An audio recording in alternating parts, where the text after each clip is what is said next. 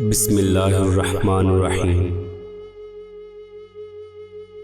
گلہ کرنے والا کہتا ہے کہ مجھے کیا دیا اللہ تعالیٰ نے، وہ اسی گلہ کرنے والی زبان کا ہی شکر ادا کر لے۔ آپ کسی کو دو کاموں کے لیے مجبور نہیں کر سکتے، ایک محبت، دوسرا عبادت۔ دونوں دل سے ہوتی ہیں اور دونوں کا رشتہ روح سے جڑا ہوتا ہے۔ دنیا کی اشیاء سے اس طور محبت نہ کرنا کہ کہیں اللہ کو ناراض کر بیٹھو۔ مال اور اولاد کے ساتھ ایسی محبت نہ کر بیٹھنا کہ کہیں اللہ کی راہ سے غافل ہو جاؤ۔ بندگی کا طریقہ پرندوں سے سیکھو، جن کے گھونسلے طوفانی راتوں میں تباہ ہو جاتے ہیں، مگر صبح اٹھتے ہی شکایتوں کے بجائے اللہ کی حمد و ثنا میں شروع ہو جاتے ہیں۔ مغرور آدمی اس پرندے کی طرح ہے جو آسمان کی طرف جتنا بلند اٹھتا چلا جاتا ہے، لوگوں کی نظروں میں اتنا ہی چھوٹا ہو جاتا ہے۔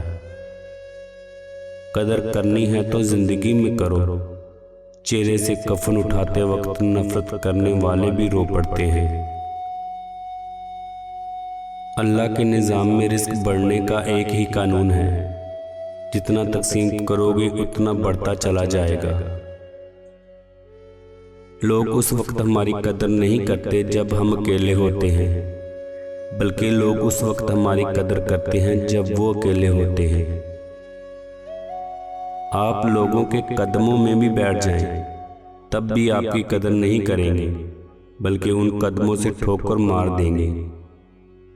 فرشتوں اور جنات کے پاس عبادت تو ہے، لیکن محبت اور عشق کی مستی انسان کا نصیب ہے۔ ہر شخص سے عاجزی سے پیش آؤ تاکہ تم لوگوں کی پہچان کر سکو کہ کون اس قابل ہے کہ وہ عاجزی قبول کر سکتا ہے۔ ہر شخص کے بس کی بات نہیں کہ وہ نرمی کو قبول کرے۔ اگر ہمیں سننے سے زیادہ بات کرنے کی ضرورت ہوتی تو ہمارے دو منہ اور ایک کان ہوتا۔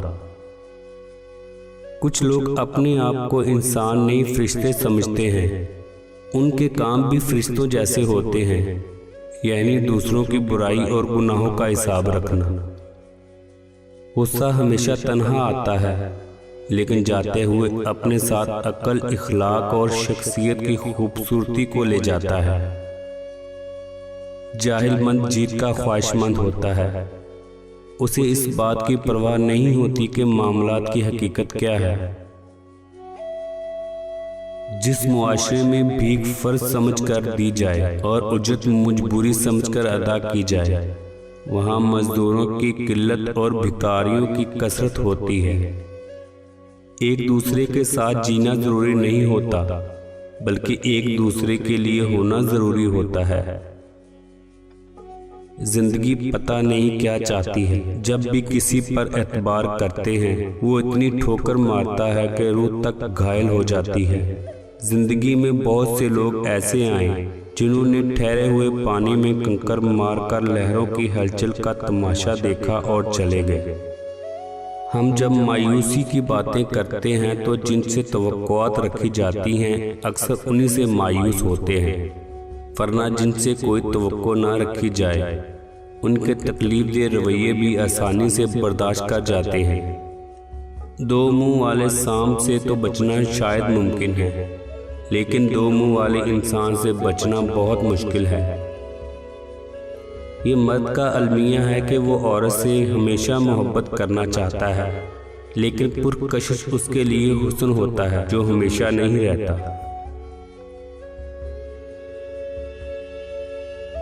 جب انسان زندگی کے امتحانوں سے گزر کر پتھر ہو جاتا ہے تو کوئی دل دکھا بھی دے تو برا نہیں لگتا۔ مشکلات کا آنا بدقسمتی نہیں خوش قسمتی ہے، کیونکہ مشکلات ہی آپ کو بہتر سے بہتر بناتی ہے۔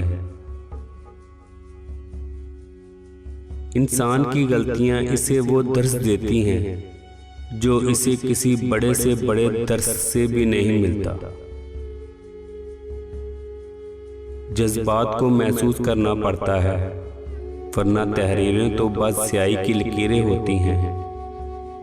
اہمیت الفاظ کی ہوتی ہے مگر اثر ہمیشہ لہجوں کا ہوتا ہے۔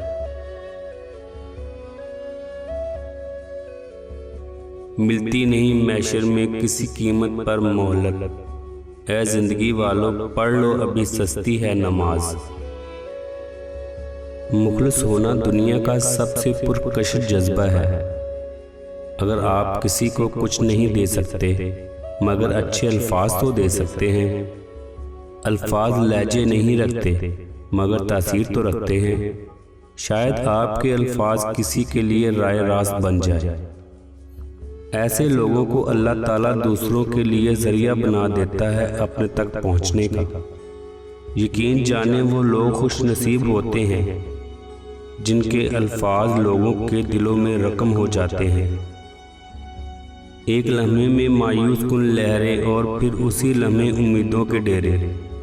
کیا شان ہے میرے پاک پروردگار کی کہ وہ اپنے بندوں کو جلد تھام لیتا ہے۔ کم ظرف آدمی دوسروں کو خوش دیکھتے ہی غمزدہ ہو جاتا ہے۔ شکر کسی مقام پر پہنچنے کا نام نہیں بلکہ شکر تو اپنے رب کی مرضی کے آگے جھکنے کا نام ہے۔ مضبوط انسان وہ ہوتا ہے جس کی ذات کے اندر قائم سکون کو دوسروں کا برا رویہ متاثر نہیں کر پاتا۔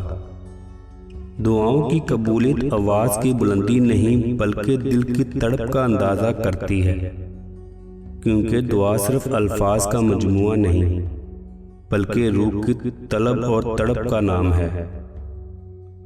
اللہ تعالیٰ سے مانگتے رہا کرے، بے شک ممکن اور ناممکن سب اللہ کے اختیار میں ہے۔ نفرت کی زبان کے علاوہ ہر زبان محبت کی زبان ہے۔